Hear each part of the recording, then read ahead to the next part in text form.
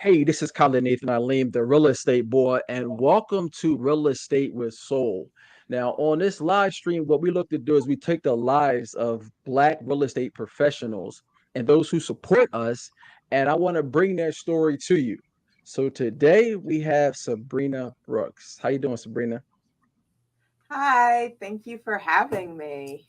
No problem. Though I'm glad we were able to finally make this happen. Now, if you guys don't know, Sabrina is the public adjuster guru. Now, a lot of you guys may not know what that is, and I've had a couple experiences with it. So I'm going to tell my experience, and then you guys will know what she does. Okay. So I had a house, and I'm like, okay, well, let me I was installing one of those things where you spray the water and it cleans you, Berea, something like this. Do you Um, mean a bidet? but hey, there you go. I always get the name mixed up. So I was extolling one of those myself, and I was like, all right, well, it's leaking a little bit, but I'll just like come back to it. No, I thought I put it on correctly, and nothing happened. And I went out, and it just so happened that I went out, and I came back maybe like 4 hours later, and the water met me at the door. And I'm like, yo, what's going on? So I rush up to the toilet and I turn the water off, and it's just like water everywhere. So I call a buddy of mine who's real handy, and I'm like, listen, it's water everywhere. I don't know what to do. And it just so happened he was a public adjuster. So he said, all right, well, the first thing you got to do is mediate it. He said, so let me call some people and blah, blah, blah. So what he kind of did is either he came over or no, I took the water off. And then he had some people come over. They tore out my whole ceiling and they brought these big blowers over that I had to have on for like 3 days. And Yeah. then once everything dried, I had to have somebody else come and fix the ceiling. And then we did all of that, and at the end of the day, I came up like $700, I think, from that. When everything was kind of done. So that's my point. That's my experience. But I'm gonna let Sabrina, who's the expert in this field, tell you guys exactly what a public adjuster is. Right. Well, thank you for sharing your story. So I think your perspective of what happened was there were a lot of moving parts from the time you walked in and were met so graciously by that water at your door. From that point on, there was people in and out of your house. There was this going on. There was that. There was just a lot going on, and you don't really even maybe have a good understanding of who all those people were, what their roles were. But basically, a public adjuster is brought in as a consumer advocate to help and negotiate with your insurance company, but also to do so much more. We also bring in our own vendors to help dry out your property. We manage the whole claim. We make sure that you have the money to make the necessary repairs. So I like to think of myself as a claims hero, here to assist people when disasters happen. And that's what it sounds like your friend did for you. He brought in some different people to help you. He met with the insurance adjuster. You were able to get the work done. And then you ended up with it doesn't always happen, but sometimes there's a little money left over to, either make extra repairs or, whatever you want to do with that. So every real estate professional should definitely have a public adjuster on their team. Gotcha. Now, when I talk to my clients about public adjusters, people's knee-jerk reaction because they don't know is that when something happens to their home, number one, they have a knee-jerk reaction to fix it themselves Oh, or to call the insurance company. that's what So I thought why you are were. these so why are these two things not the first things you should do? Okay, so one, you definitely don't want to have the knee jerk reaction to fix everything yourself.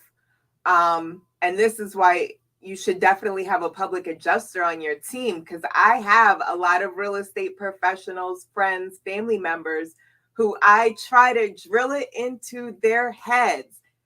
Send me a picture.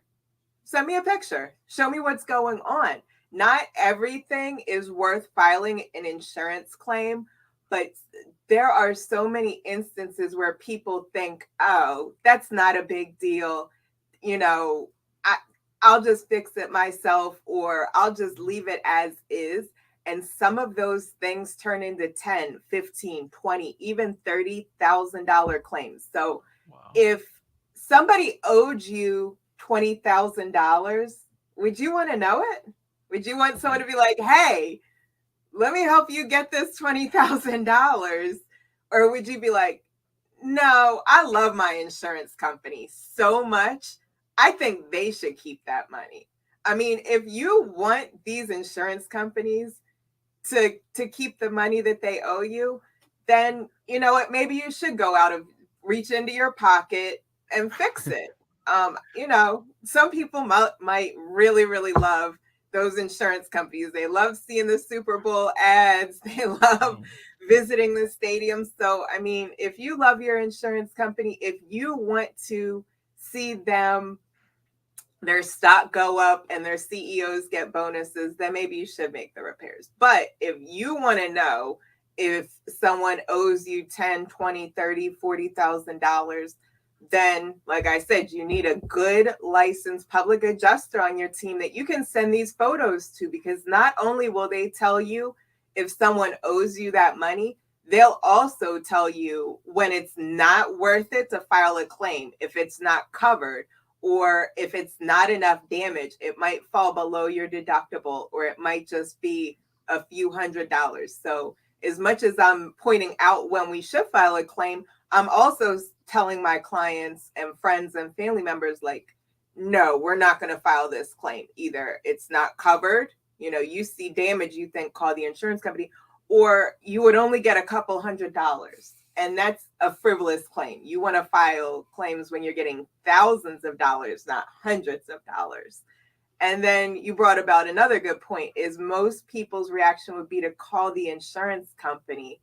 And that's most people's first thought, like, let me call the insurance company, let me see.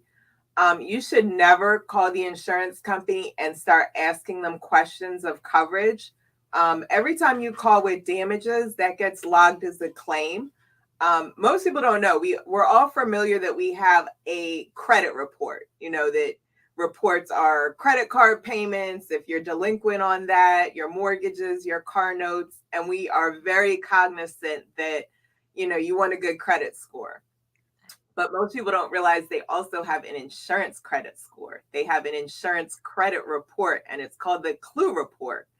I can't remember exactly what CLUE stands for, but they do keep track of all your claims. Anytime you call in, basically, you could be assigned a claim number, whether you get any money or not. If you're calling just to say, oh, this is what happened, so I have coverage, you don't want to do that. Um, they could say, no, you're not covered for that, and then make you fix it out of your own pocket. So, Wow. um, you know, it's always best to contact a licensed professional who is there to advocate for home and business owners, because your insurance company is advocating for their own insurance profits, bottom line, shareholders, you know, things like that. Right. And that's what I tell people. I said, if you call the insurance company, they're going to spin you. They're going to spin you, and they're going to spin you in their direction. They Right. do this day in and day out. And their goal is to not spend money. Their goal is to make profit. They're not a nonprofit organization. Right. So you guys gotta kind of, you know what I mean, go with the professionals. Now, how did you come about this industry, and how long have you been in it? Okay, yeah. So, like so many people, like so many millennials, we were graduating for college at the height of the Great Recession. So, at about 2010, we were kind of at the height. You know, the sky had stopped falling, but we were, I was a senior in college, I was of the mindset or of the reality that for these entry level jobs that most college students were used to graduating and getting, Hmm. now there are professionals who had more experience, higher degrees than myself, who were competing for these same entry level jobs. The job market, they for entry level, they wanted you to have experience because there's people with 10 and 15 years of experience who are willing to fill those roles. So in my mind, I just kind of knew I'm not going to graduate from college and get a job in my field, which was psychology. I only have a bachelor's degree. There are people with PhDs coming along working for, the wages that I would need to make to be able to pay these student loans. So over I think it was the winter break of my senior year, I answered a Craigslist ad and went to a opportunity meeting. If anyone has been in multi-level marketing, or you think you're going for a job and it's network marketing, multi-level direct sales, which I don't have anything against.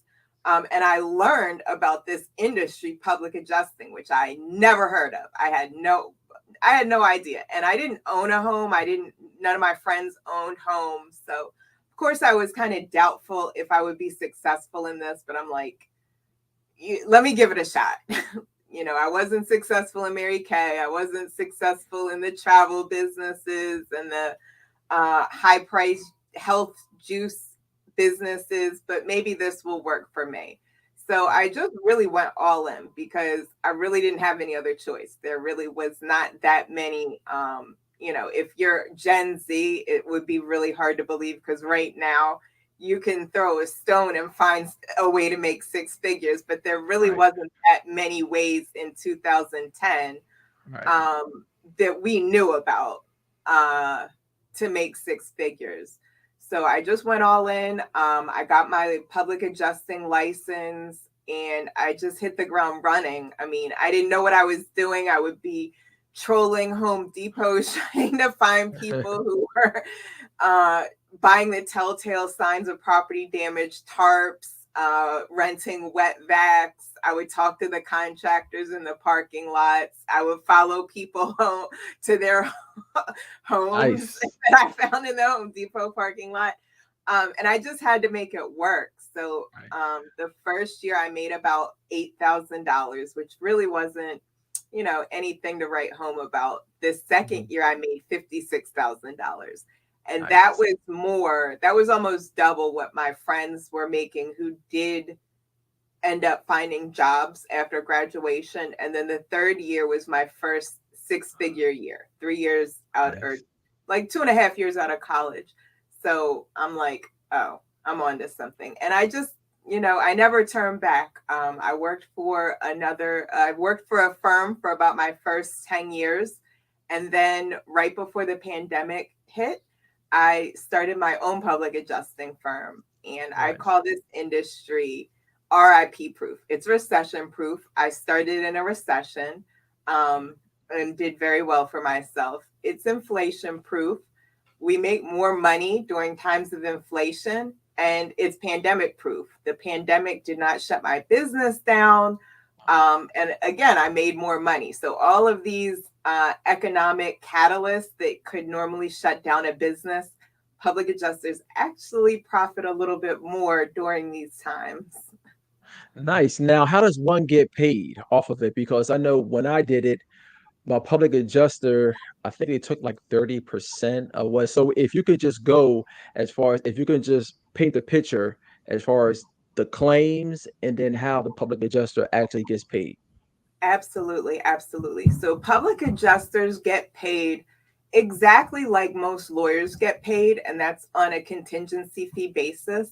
So I like to say we get paid like lawyers without the law degree, the Nice. student loan debt, having to pass the bar exam, which means if we don't get you a settlement, there's no fee. You don't have a bill. If we do get you a settlement, we'll take a little off the top. And every public adjuster has like a different rate.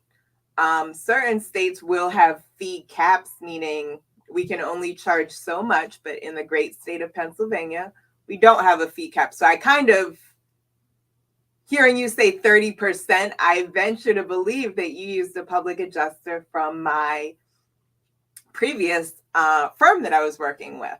I charge a little bit less. I usually charge between 20 and 25% of the insurance claim settlement for average size losses.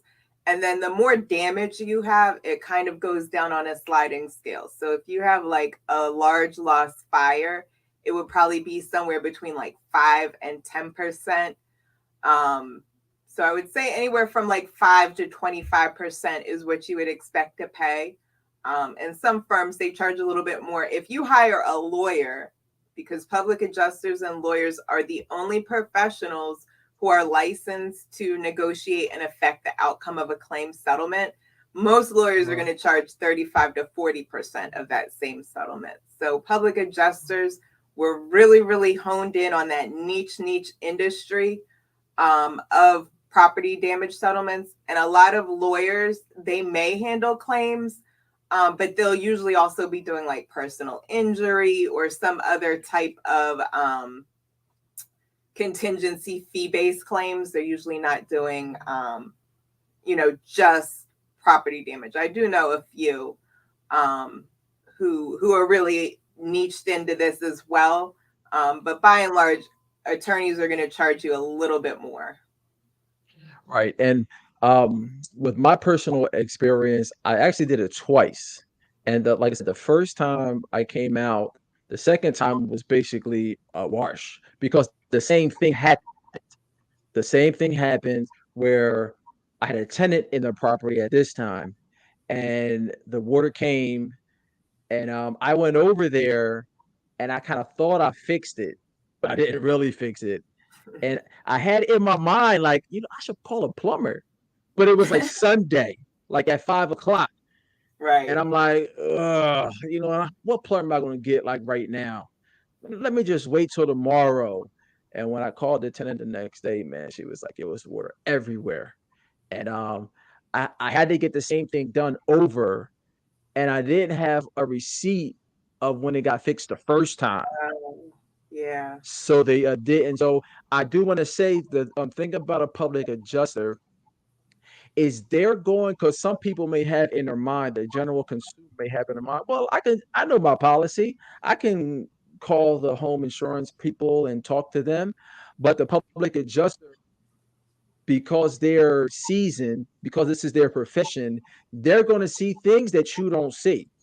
And Right. they're going to know how to talk to the insurance company the way, like, because it's almost like a separate language. Oh, it's definitely a lot of jargon that goes into these negotiations that I try not to bore people with. But, insurance policies are contracts. So, sorry if you hear my Mhm. dog. If you, most people, I'll say, hey, give me a copy of your insurance policy. And they'll send me the deck page, which is about 2 to 3 pages, their declarations page, which there is a lot of information that I need off of the deck page. But most people don't even realize there's a much thicker policy that's about 50 to 60 pages. That is what public adjusters live and die by. That's our sword. That's how we're able to get such high settlements, or we're able to honestly say this is not covered, or your policy XYZ, they excluded this. So I say that the first thing you should do is have your policy reviewed by a public adjuster. This is a free service. I think most public adjusters offer it. I know early on I learned just offer a free policy review. It's in my blood. Like, I love reading insurance policies. Like, Oh, if I wow. find out you own a property, I'm like, you need to send me your policy. I need to make sure that you're adequately protected, that you're not underinsured, that you're not with a really shady carrier, that you don't have some weird tucked in exclusion in your policy. So I offer that as a free service. But yes, it's a whole separate language. And you touched on another point, that your second claim didn't go so well, because you couldn't prove that you had the work done. Public adjusters also memorialize the loss. And what that means is when I go in, I'm taking a ton of photos of all the damage just so I can properly estimate and see what's the full extent. But when you do the repairs, I'll either come back out or ask you to take your own photos and send me your receipts so that I could submit for something called recoverable depreciation, which is, like I said, one of the industry jargons of sometimes you'll see the top number of your settlement and be like, "Ooh, that's good." But then the check comes and you're like, "Oh, wait, that's a lot different than the number I saw." And a lot of Right. times that's because they will take depreciation, which is an accounting term we're familiar with. When you drive a car off the lot, it loses 20 to 30% of its value. Everything is naturally depreciating. And we love it on our taxes when we could take that accelerated depreciation as real estate investors. But the same thing happens with insurance. So if you painted your house 10 years ago, they will pay you what it costs to paint it, but they will subtract for those 10 years. Now, if you make the repairs, you get that money back. So I'm always very conscious of letting my clients know, well, if you make the repairs, make sure you send me your receipts, make sure you send me your pictures so I could get this recoverable depreciation. But all my files get stored in the cloud. I have it stored in like 3 different places because it's my duty to memorialize your loss. So if 5 years, 10 years, 15 years later, I'm approaching 15 years in the business, I'm at about 12. If you have a loss and you don't have that receipt, I should be able to go into my files and say, here's the receipt you sent me, or here's the photos you sent me after the loss. Or even sometimes I could go back and see the pictures I had taken during the damage and say, well, this is a different color paint. This is different flooring. Obviously, they did the repairs. So whereas you probably have no idea where your receipts are, you don't save those pictures. Most people don't even take pictures of the damage. I always have my client's information. I never get rid of it. I'll Now learn always from exactly learn from my experience that well, for number one, use Sabrina because she definitely looks like she has an awesome system.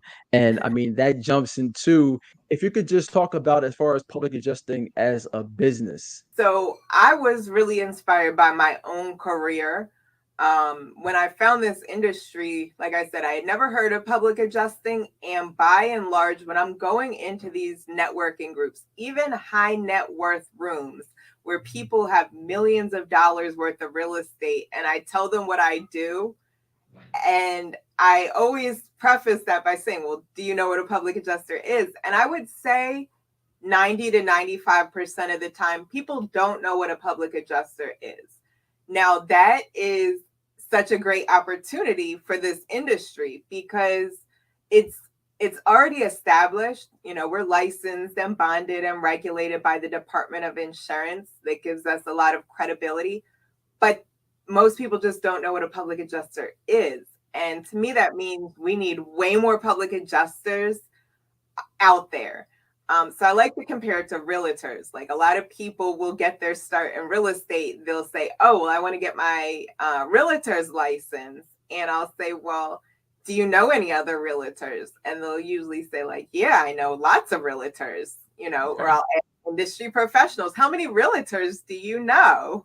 Like just off the top of your head, can you think of more than 10 realtors that you know personally? I know more realtors than any other profession.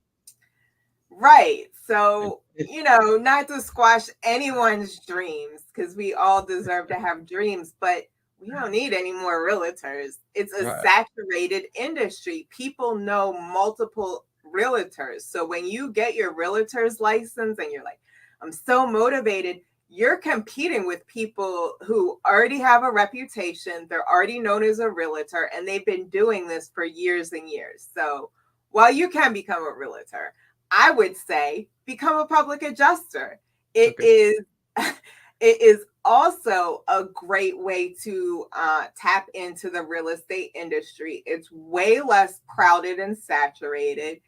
You learn how to estimate damages. So if you are interested in becoming an investor and you're walking through properties and you have no idea how to Mm. evaluate your numbers, you will Right. get such a good hands-on training in estimating. You'll also become familiar with an estimating software. So some some professionals, some investors, I run their numbers for them in my software, and let them, just know here's about what it would cost to do these repairs.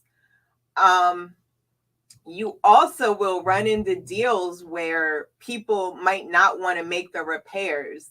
So, in instances, I've been able to wholesale Oh. properties for my clients. So I'll always say, don't become a realtor, become a public adjuster. Or if you are a realtor and you're in a highly saturated market, I think that every realtor should have their public adjusting license Ah. because it is a great way to maintain contact with those clients you've established a relationship with. Don't just make money when they buy a home or sell a home. Maintain that relationship, and every time they try and install a bidet themselves, every time their client or their tenant overflows the toilet, be that person that they call, because I get a lot of referrals from realtors and I think to myself, like, I love referrals, but they should be making thousands of dollars off their own market. So I really think that anyone who is in the real estate industry, this is the perfect side hustle for them because you will get so much experience and you'll be able to cross market a lot of your services. So I do have an ebook, 7 Steps to Start a Public Adjusting Firm, which is a lot easier and cost effective than most people think. That website is www.publicadjustingsecrets.com.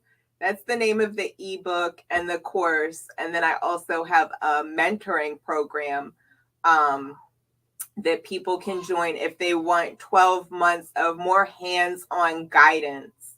Um, that is booked through Calendly. I don't have that link.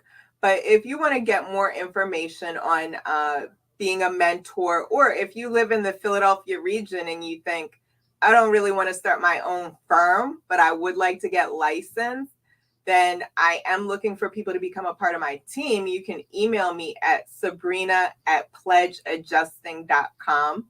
That's the name of my firm, Pledge Adjusting Services. Or if you're a real estate professional and you don't want to start your own business, but you know you need a public adjuster on your team, you know you need some policies reviewed, you can email me there as well. I read policies all day long as a service. I love doing it. I would love to let you know before you have a claim if you're properly insured.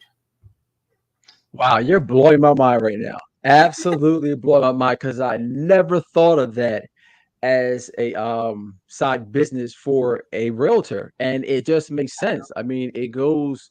I mean, because realtors are in constant contact with the public, and Right. we're always talking to people, and people are looking at us a lot of times to quarterback their home situation. So it's like we put ourselves out there as a one-stop shop as far as, okay, anything with this home that I just sold you, call Right. me for. And if you're able to service them and being a public adjuster too, I really can't see any other license that you can have that would fit like that. So okay, because of course my network is a lot of referrals. I mean, a lot of realtors. Um, Right. how much does it cost to get licensed? Like, how much does the license cost? So every state is different, just like when you become a realtor, like I'm sure Pennsylvania is way different than if you think California. In California, Right. for some reason, everything's more expensive. And in Florida, for some reason, everything's more complicated.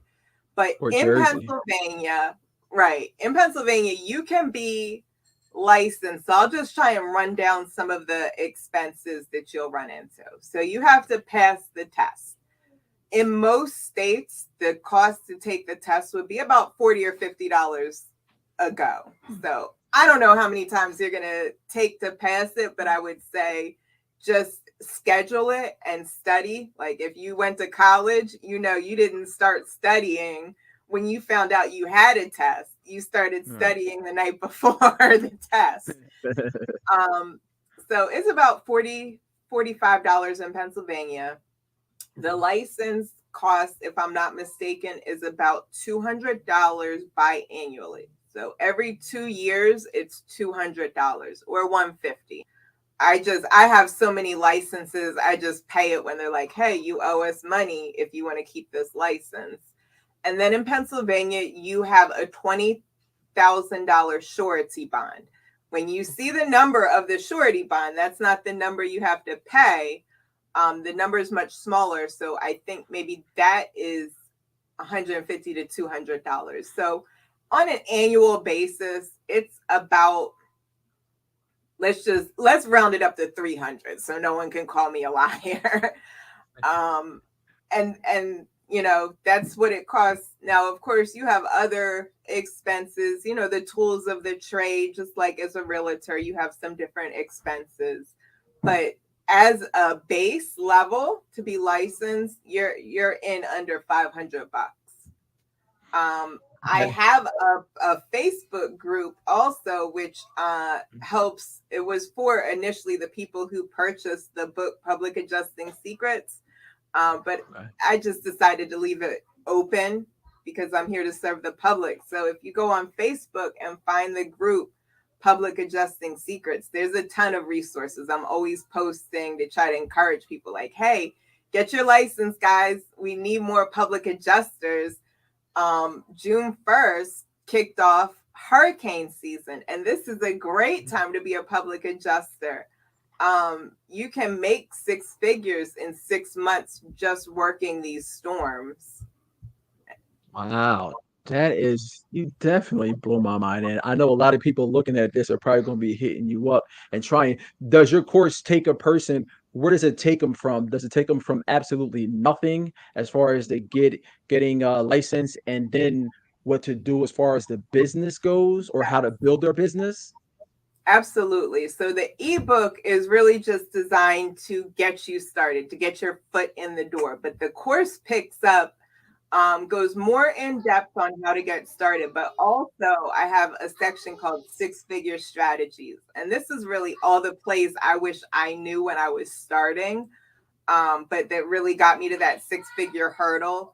I give a lot of tips. So if this is something that you want, something to make six figures on the side, like I said, this is recession proof. We're about to go in a recession. People's buying patterns drastically changes. Businesses that were thriving when we were all getting PUA money and SMEs, PPP money, and right? people were going crazy because they've never seen that much money. It's about to take the Yeah, opposite turn because right. now things cost way more. We've never paid this much money for gas. Um, most things, like we're in strange times. We've never lived Right. through, like this generation has never lived through runaway inflation and things, things of that sort, that the after effects of a pandemic. And I'm saying Right. that recession, inflation, pandemics will all be catalysts to public adjusters making more money. So if you're looking for a stream of income that thrives in times of turmoil, then now is the time to get your license. So make sure you join the Facebook group. Make sure you get the book, and make sure you email me to get that free policy review. So, well, we're going to put all of her contact information in the description here, because this will be on YouTube also. So, I definitely want to thank you. After I get off this, I want to go and get her ebook so I can look more into this because I'm definitely super intrigued. Like I said, even though I know a public addressed person, I never thought about it being that complement to being a realtor. So, I Absolutely. Oh, I think definitely. realtors, this is the perfect side business for a realtor. Awesome, awesome. Well, is there anything else that you want to leave us with before we cut this thing out? Maximum protection is the key. That's what I stress to all my clients. Insurance is a beautiful cost that you want to pay. You want to be properly insured. It is not a scam when you know how to use it. So I just want to impart that to everyone. Make sure you have your homeowner's insurance, make sure all your rentals have the proper coverage, make sure your cars have the proper coverage, make sure your life has the proper coverage. That would be my Aw- lesson to all your viewers. Awesome. There it is. There it is. And again, again, all of her links would be in its description. So I want to thank you guys for joining us, Real Estate with Soul. If you can't get Sabrina for some reason, get me and I'll put you in contact with her. All right, y'all. We out, man. Take care.